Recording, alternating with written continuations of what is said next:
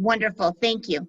Okay, so just as a reminder, let's put yourself on mute if you're not speaking. I know that some of us are working from home and some of us are working in the office, and we are getting the privilege of hearing some of those side conversations. So let's go ahead and try to mute ourselves so that way we can dive right in. Thank you guys for being here.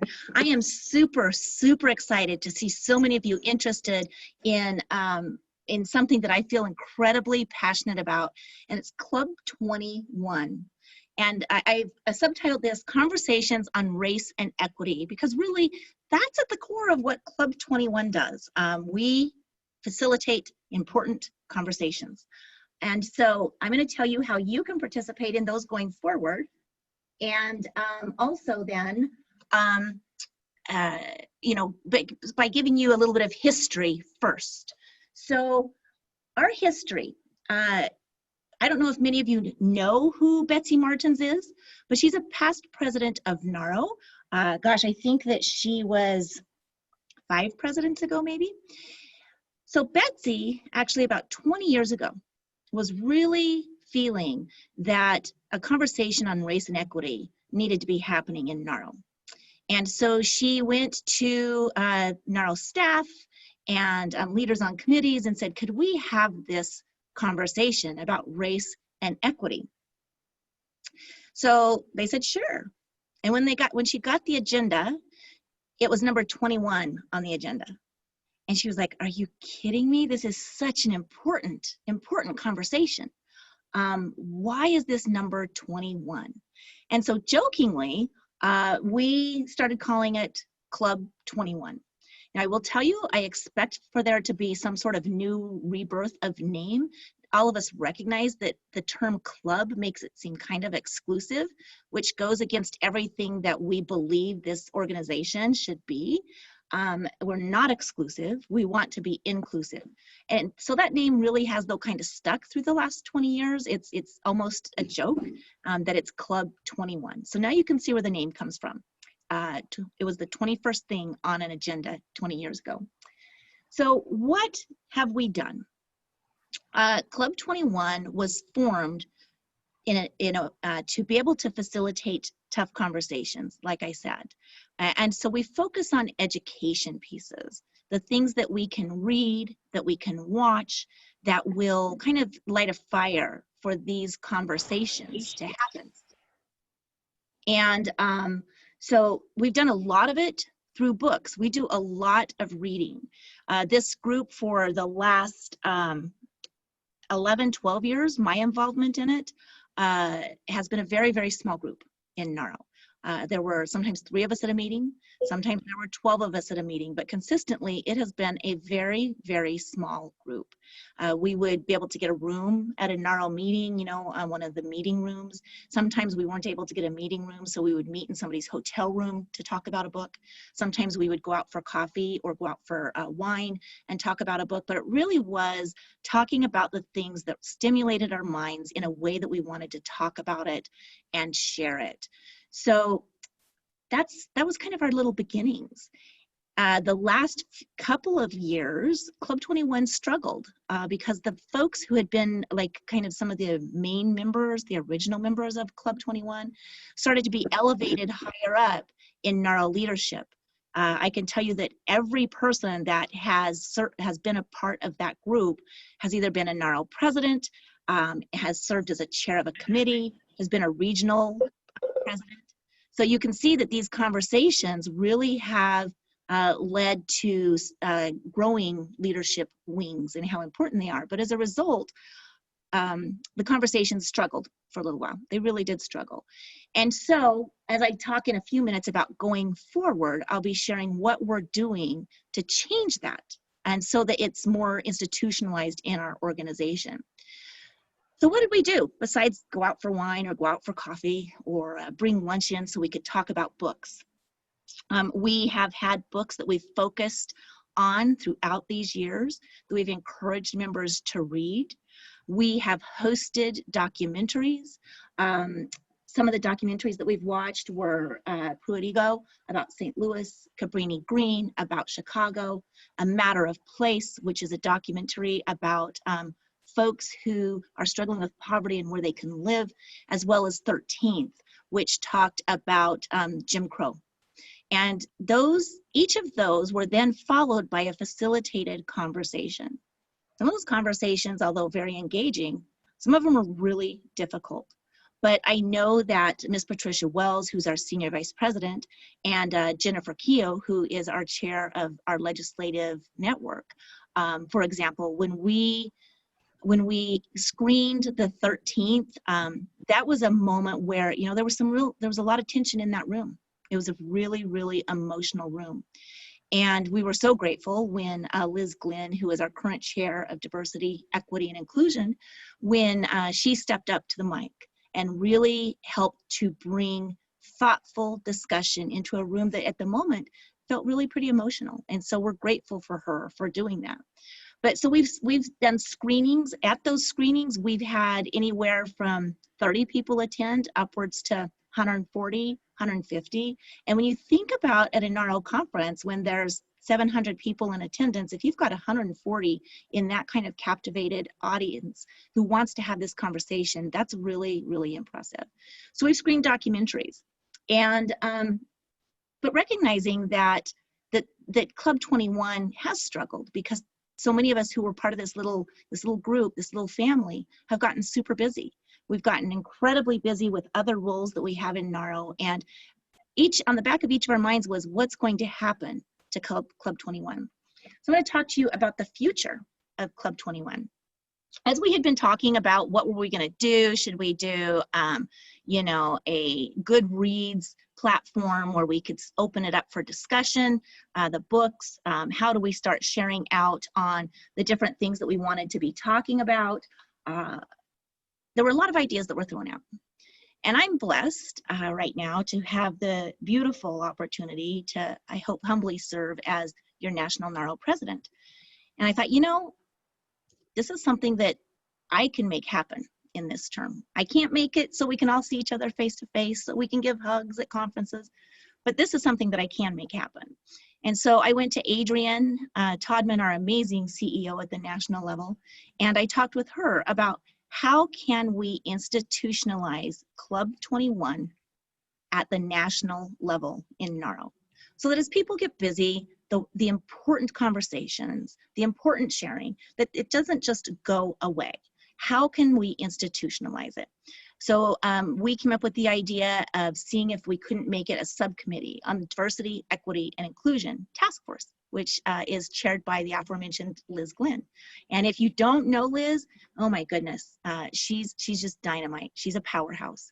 And she with welcoming arms, she accepted this challenge to make Club 21 a subcommittee. Betsy Martins, whose dream it was, is still involved. She's one of the co-chairs. And like I said, I do expect a new name to be forthcoming. But what this means is that folks that have an interest in this type of conversation have a place where you can go and be a part of something where these conversations are happening. But more importantly, it's not going to be in some side meeting room. It's not going to be in somebody's hotel room or over wine or over coffee. It's going to be part of our national platform. So these conversations will be things that you will be hearing about as NARO members on a regular basis. There will be a method that is streamlined where we can get information out to you, because I really do believe that through education, this is how we change hearts and minds and help people to understand the situations that are being created still today by systemic racism. And through institutionalizing it in NARO, my hope is that we're able to have a really strong impact. So, yes, we have conversations centered around race and equity. Now, we read books. So I'm sharing with you, I've got 3 slides here on books that we read. If you want me to send the slides to you, I'd be glad to. And keep in mind, I can't see your comments right now because of me sharing my screen. So just be mindful if I'm not addressing something you're asking. As soon as I quit sharing my screen, I will go to that, okay? So a lot of these books, yeah, I've read a lot of these books, and they are fabulous. Some people have said to me, what is probably the most impactful book that you have read? And it is interesting, being someone who looks like me. I'm a white girl raised in a very rural, small community in Idaho.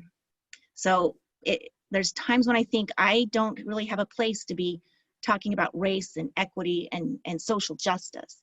But I actually can use my voice to talk about those things and try to help educate our members. So that does remind me that, yes, I do have a space. So the book that was most impactful to me, and I'm not even sure if it's actually on our list, but it's called Waking Up White.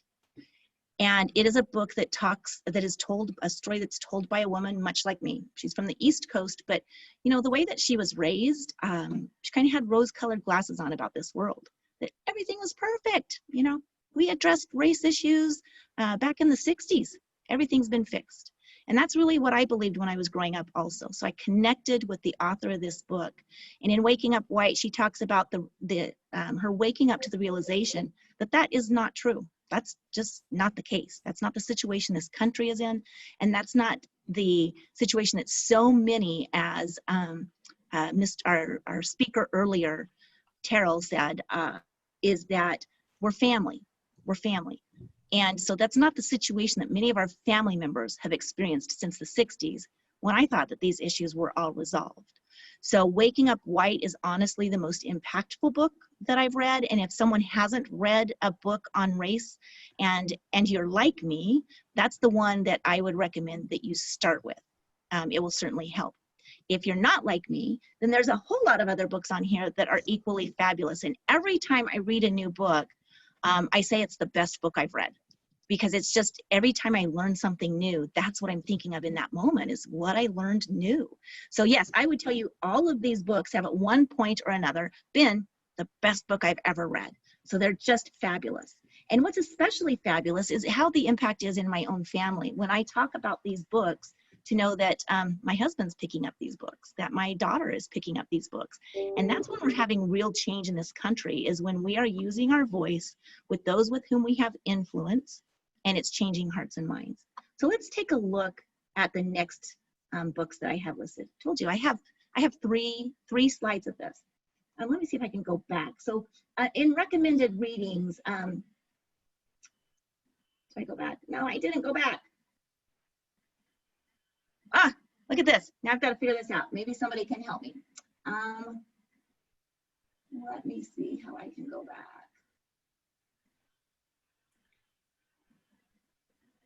I stop share. Then I'm going to see if I can get it to minimize. Aren't you guys just so glad that this is only like coffee time, and this isn't like your actual keynote speaker who doesn't understand technology? So let's see, I'm going to go back up to this, and we're going to share from current slide, start at the current slide, and then we're going to go back to try to share my screen.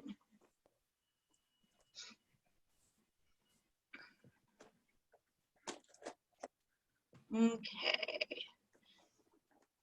Oh, I do see a question there. Has this group viewed and discussed the PBS series Race, the Power of Illusion? We have not, to my knowledge, but that's not to say that we won't. So, so thank you for that. So we have recommended readings, and I'm hoping that that's back up and you can see it. It tells me that it is. So the first slide that I have are books that are on roots of housing inequality.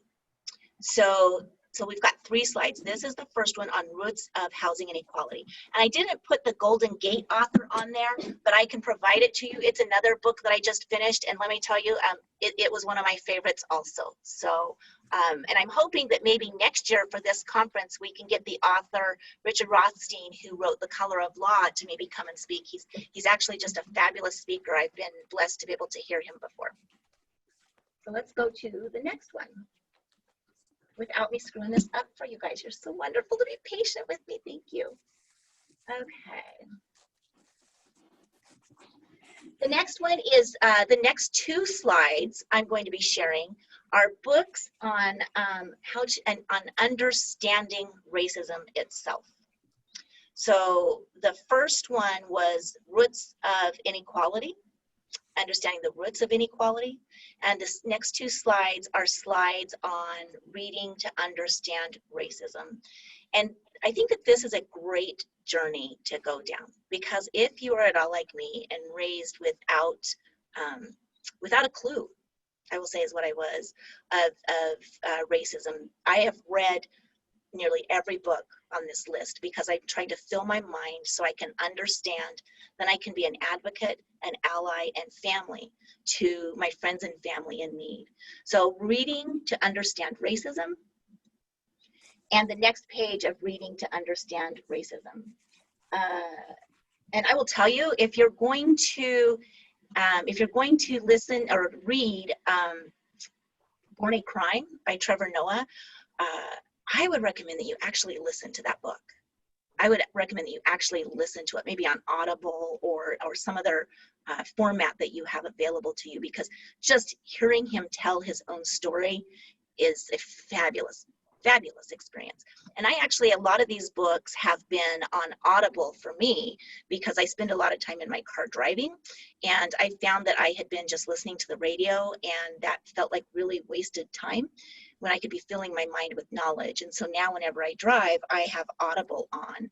And so I highly recommend that if you check out Born a Crime, that you actually listen to it if you can, because it is fabulous. The next one that we're going to go to, and so you had mentioned the PBS special, and I will definitely add that to my list. So thank you. I want to check that out. Podcasts. So we're just starting to talk about the power of podcasts in Club 21 and the ability to share that medium for information spreading as well. So those are some podcasts that have been recommended that are on our listening list. So by all means, check them out also.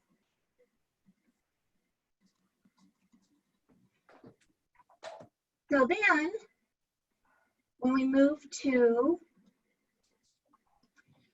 if it's something that you feel and you believe, but you don't quite know where to get started, you can get involved. You can get involved. You can join the group that is the Subcommittee of Diversity, Equity, and Inclusion, Club 21, which is going to be renamed. All you have to do is show interest to do so. And you may be even allowed to join even if you can't go to the conferences for the rest of this term, just because they're doing so much virtually. So that could be a really huge benefit to you to be able to do that. Gobble up all of the information that the DEI group puts out in regards to mediums that we can gather knowledge and information from, so that you can expand your mind. A lot of times I post on social media posts about race, inequity, diversity, equity, and inclusion, really. And I like to end those posts with the more you know, ...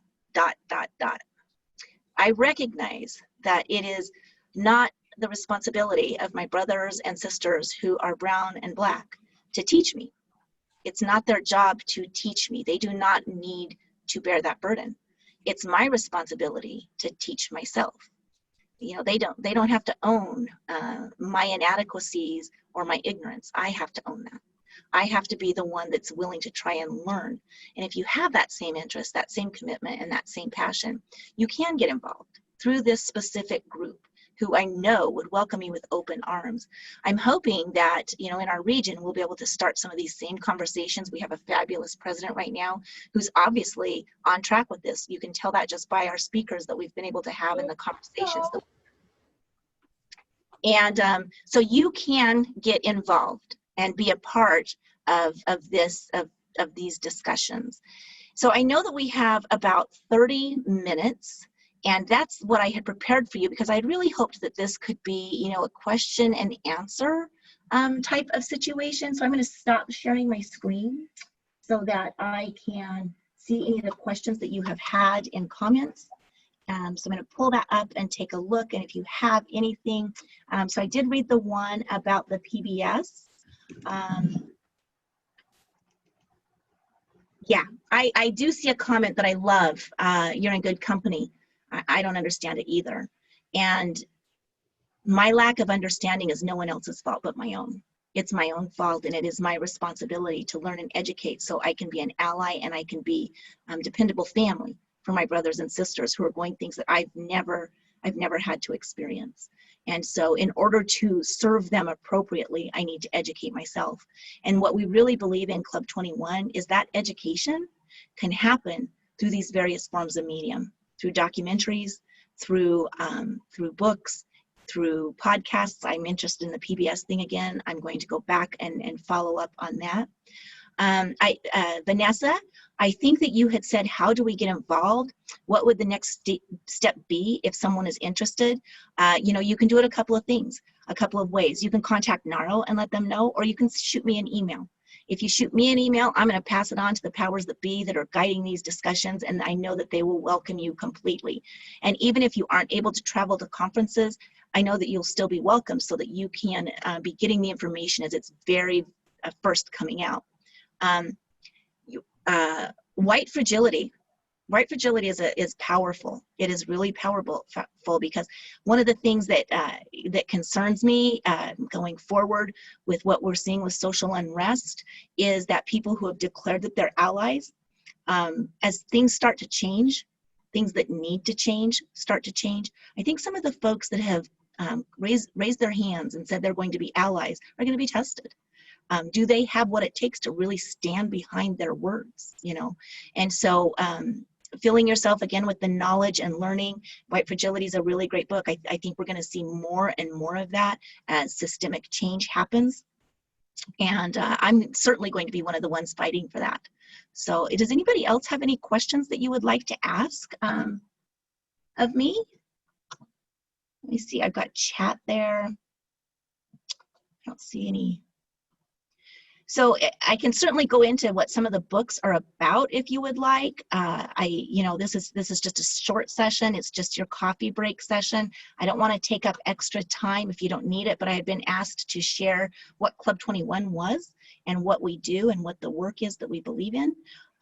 So that's one of the things I'll share with you, since there's not any questions yet. I'm going to share with you a couple of the books that I've recently read that are fresh on my mind. I have read a book called The Voucher Promise that talks about inequality, and it follows a family, several families actually, in Baltimore who have been given a voucher but yet still become seemingly trapped in neighborhoods that do not offer opportunity. And when a family gets that voucher, I mean, it's almost like they've gotten a little bit of what we would hope would be that American dream, right? That opportunity for stability, for their kiddos to be stabilized and be in the same schools that are good schools. And that's part of what Moving to Opportunity, some of those programs offer, but just the voucher program in general. A lot of times we see our families choose the same neighborhoods that do not necessarily provide opportunity. And so this book explains how they get trapped, or sometimes not necessarily trapped, but why they may choose those neighborhoods.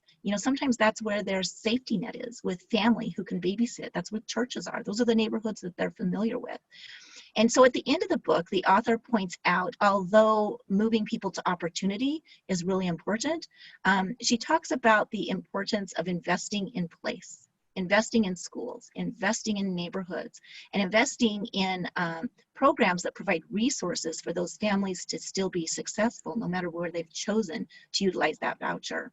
And I thought that was a really good take on the voucher program.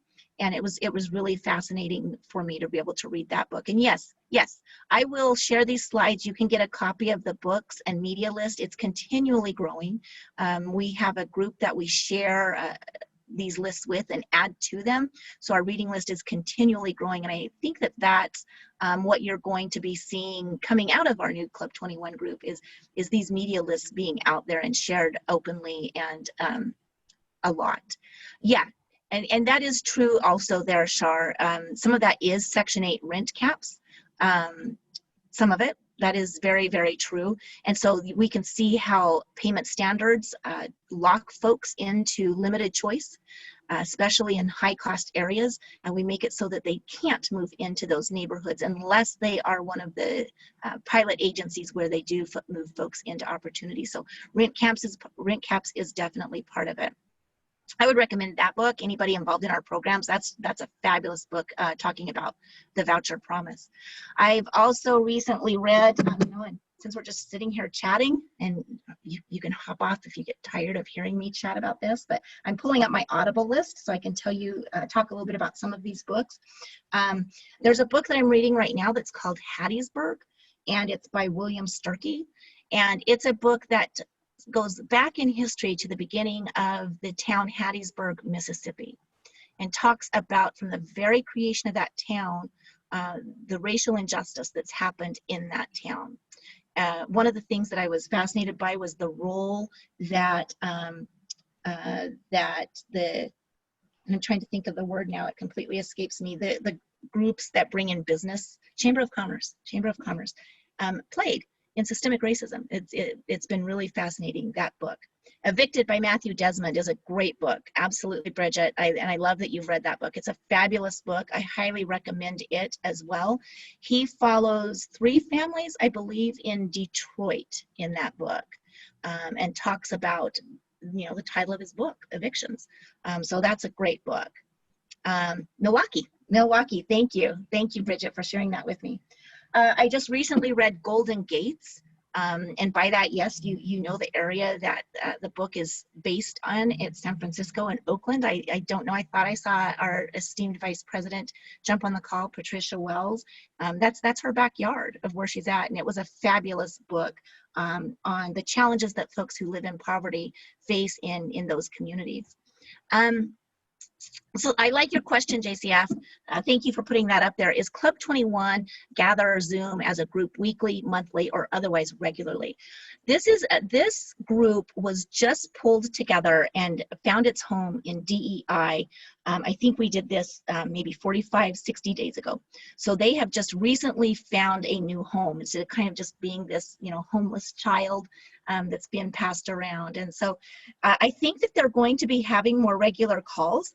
And right now they are Zoom calls. Yeah, they're total Zoom calls facilitated through National NARO.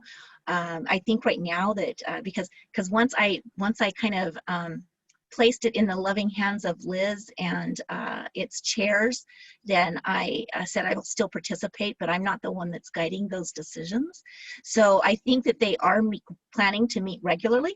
And I think that that would be a great opportunity for you to be able to come and become involved with them. If you're interested, like I said, you let me know, and I will pass your name and your information on. I would be glad to help with that. Has anyone else read books, that weren't on that list? I think that, like you had pointed out, Bridget, I don't think Evicted was on that book, on that list. The more we share, then the stronger we're going to be in getting our message out. And I think that I was on a call earlier today with our CEO, Adrienne Todman, and she talked about that NARO is a member organization, and that we have, there's 33 housing authorities in the country. And there's a lot of folks out there like me, leading housing authorities, that do not, for whatever reason, acknowledges the challenges that this country is facing.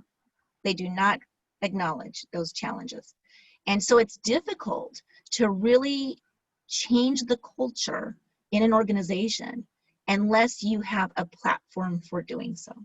I recognize that, we probably have members that won't ever participate in viewing or reading any of these specific mediums. But what my goal in finding a home for Club 21 in National NARO has been is that that we're working to change culture, right? That we are grooming our future leaders so that they will always be mindfully aware of these issues that our country's facing, and that we'll be able to have these conversations, that we'll be able to make sure that folks at our agencies, our employees, aren't just folks who look like me, but are better representative of the population that they serve, that people are being hired who bring diversity to the table. We can't expect those things to happen unless we're willing to educate, and Club 21 is going to be our education background, our backbone for being able to do this. Color of Law, fabulous book. I think it is on the list, so when I share it again, then you will see that it is on the list. And like I said, I did get to hear Richard Rothstein speak, and he's amazing. The thing that was really fun, about Mr. Rothstein is that his background is, you would think that he would be really dry and not interesting, but as a speaker, he's really fabulous. Becoming by Michelle Obama, fabulous, fabulous book. I've read that book as well, absolutely. And I'm just curious, let's see, I don't know, Patricia, are you on this call? I'm just curious. I would love if you are, and she is our Senior Vice President, to be able to give Patricia an opportunity to speak as well. You know, we heard her speak earlier, and she speaks so strongly from her heart, and maybe she just jumped on and then had to jump back off. That looks like what happened. So Stamped, from the beginning. Stamped is, tell me, I got it on my list. It's not by Dr. Kendi, is it? Channy or Shani? Yes, Dr. Kendi. Yeah. I'm telling you, Dr. Kendi is a fabulous speaker. I had in fact shared to my Facebook page a few weeks ago when he was going to be hosting a discussion online about race, equity, and inclusion. And it was a fabulous discussion. He's a great speaker, and he's also the author of How to Be an Anti-Racist. And I'm a, you know, you've heard me already say that education is the way that we're going to be able to change culture and having people have a broader understanding. I'm a brand new grandma. My grandbaby is 3 months old next week, and I've purchased for him Dr. Kendi's book, Anti-Racist Baby. It's a board book for babies, obviously. And he also has How to Be an Anti-Racist, that's for youth, and How to Be an Anti-Racist for adults. Fabulous author, and Stamped is also another great book by Dr. Kendi. Any other books that you guys want to share? I love this. I love that you all are sharing books. And yeah. I think that she says again, good to know. Thanks for sharing. And I was just so excited about How to Be an Anti-Racist Baby. In fact, my little grandson has a lot of books on diversity, equity, and inclusion, because we want him to understand from a young age that he has white privilege. And I want him to understand that he needs to use that white privilege in order to help his friends and his family, and to be an ally for those that don't have privilege. I will never walk in the shoes of my friends of color, but I can certainly try to be someone who helps to lighten the burden, that's for sure. Other books. You guys have shared some fabulous books. Other questions? I think that like I said, I was just asked kind of to fill in for something that fell through for this coffee at time. And it's something that I'm really passionate about, but I figured I wouldn't be able to fill a full hour, but I certainly want to have discussion. You can also open up your mic if there's a comment you would like to make, not just in the chat feature. Feel free to open up your mic and share with us. And I'm watching for folks that would be doing that also. Let's see, not seeing any more questions or conversation there. I think I heard somebody open up their mic though. I'm trying to see if I can find you, whoever did it. Just speak out if you have something you want to add. Perfect. Hi. Hi. This is going to seem like way out of left field, but a book by Daisaku Ikeda called The Buddha in Your Mirror. And in fact, anything written by this man, it speaks at a much more deeper fundamental level to the fact that Buddha, this is Buddhism, Nichiren Buddhism. Buddha means enlightened person. We all have inherent Buddhism, our enlightened nature, and then that other fundamental darkness. And I cannot express how much this conference has been so in line with my Buddhist practice. It just has given me more hope, more drive, and a greater realization that yes, educate myself. So, but yeah, the Buddha in the mirror, the Buddha in your mirror, it's amazing. And it does speak to this in a different way.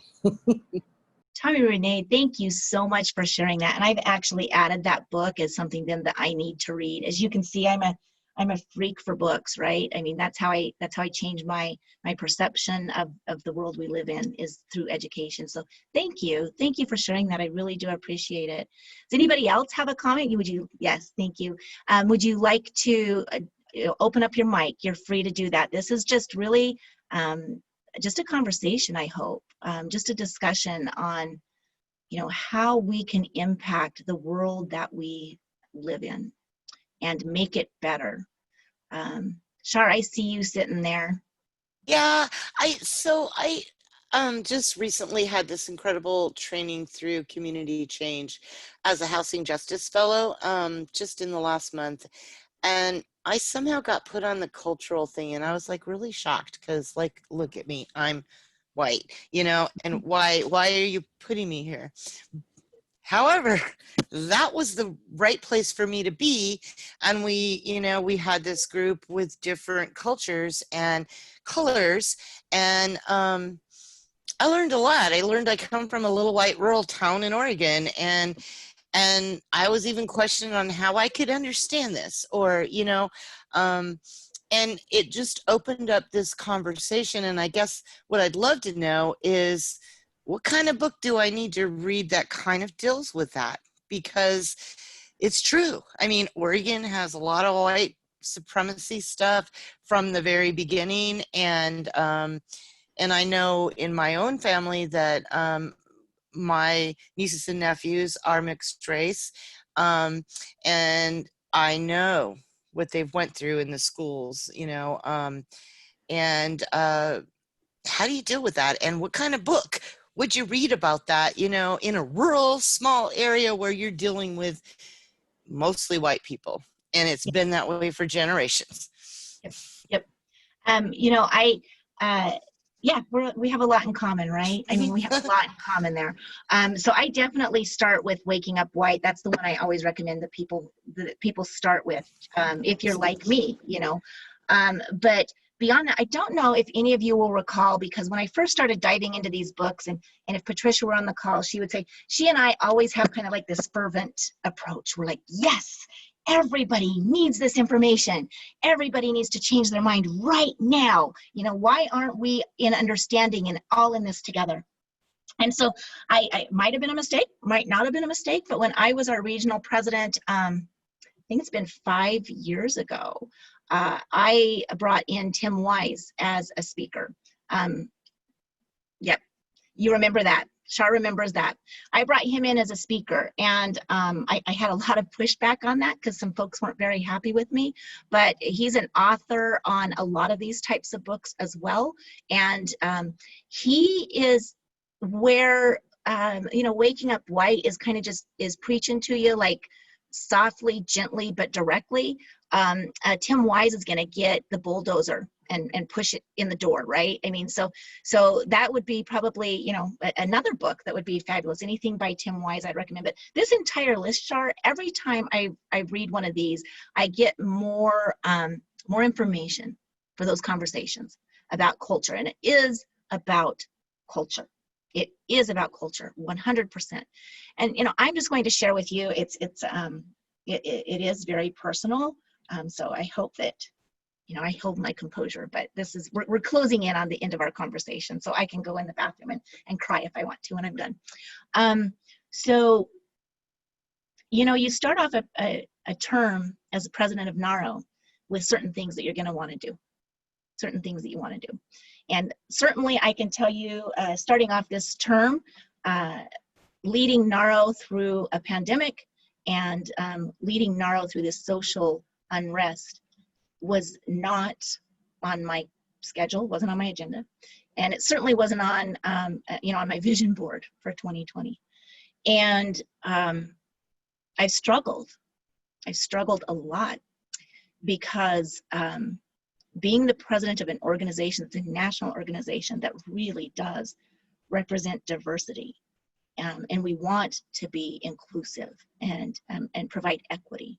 And we all need to understand that equity, I heard on a call last week, and understand that equity does not mean equal. Equity means opportunity. Same opportunity no matter where you're at, right? So equity is not everybody being given the same size box to stand on to watch the ball game over the fence. Equity is looking at the sizes of the different people and making sure the box is appropriate for the person that you're giving that box to. So throughout this, at the start of my term, I had all these great things that we were going to do that weren't going to revolve around any of this. And pandemic started, and then the murder of Mr. Floyd happened. And it became really clear that whatever platform I may have had for this term was no longer in existence, that it needed to be reshaped. And there have been many nights when I've shed tears, not because of lost opportunity for all of that, but because I want to be the right person for this organization. And if you know our immediate past president and our senior vice president are both amazing leaders of color. And I'm sandwiched in the middle. And the tears haven't been about lost opportunity as a now president, because that doesn't matter. Our organization doing what's right and being in the right place is what matters. The tears, though, have been, I'm not the person. I'm not the person for it. Why couldn't it be under Carl's term? Why couldn't it be under Patricia's term? They both speak so eloquently. They have the lived experience that I don't have. And so that has been the heartbreak of how do I help to lead this organization through this social unrest and work to make cultural change in our organization. I'm not the person for that. And our wonderful CEO has oftentimes said, yeah, you are, actually, because you look like you do. You look like you do. And so preaching to the white folk about, we need to change attitude and we need to learn is going to be better coming from the pulpit from somebody who looks like you. And so, yeah, you are the right person. I still, though, struggle because as this person, I struggle of knowing how and when to use my voice. Because am I going to say something wrong? Am I going to really step on it? And I have stepped on it. I have said things that are wrong. I said things that are wrong that at the moment I had no idea they were wrong. I had no idea. But the thing that I learned from one of my dear friends, Angela Bedford, who's an executive director in Arkansas. She said, we have still the responsibility to use our voice. And when we are corrected, to humbly apologize and say, I will do better next time. I will do better. And so, those shed tears over, am I the right person? I still don't believe I am, but I will tell you that I'm going to make mistakes. I'm going to say things wrong, and I'm going to screw it up, but I'll come back and say, I'm sorry, and I'm going to try to fix it. And one of the hardest things is looking my dear friends in the face, very, very dear friends, and saying, sister, you got to open your mind. You got to open your mind. But when I hear those conversations, what I've learned to say is, tell me why you feel that. Tell me why you think that. I have a friend, and we're off a little topic here, and I'll wrap up really shortly. But I have a friend who works outside of housing, works for Dell, very high up in Dell, as far as she does great things. And she'd gotten an email from, I think it's Michael Dell, that's the founder and stuff, or the son of the founder. And he was addressing diversity, equity, and inclusion in Dell. And he said, and as part of the things that we can do, we're no longer going to call the computer systems the master drive and the slave drive. And she was appalled. She was appalled by that. She's like, why do we have to change our language? And I was like, I just looked at her and I said, tell me why that bothers you. Because I don't understand. Why would that bother you? How is that impacting your life? Help me to understand that. And there wasn't a reason other than I just don't like having to change my language. I'm like, my goodness, think of all the people that work at your organization that have had to use that terminology since they began at your organization. How hurtful every day. So it's about changing culture. It's about changing culture, and it needs to happen all across this country. So whether I'm the right person or not, we're going to start laying the groundwork so that this organization's culture for future leaders is changed, and for the folks that we serve. And I think that I think we're about out of time. Am I correct there, madam? Yeah, we've got about 9 more minutes. Okay. Okay. Were there any final questions? Vanessa, thank you. Thank you. Yeah,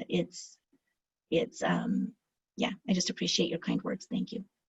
Other questions, books, anything that you would like to share? I applaud all of you. I applaud you for being on this conversation. Thank you very, very much, because the more people we bring into this conversation, the more we have these chats, the more we read, the more you know, the more you can change the world around you. And I'm really counting on all of you to help me do that, because I can't do it by myself.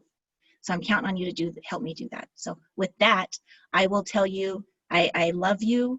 I love that you're on this call, and let's march forward. Let's change the world. I'll turn the time back over to you, Madam Hostess.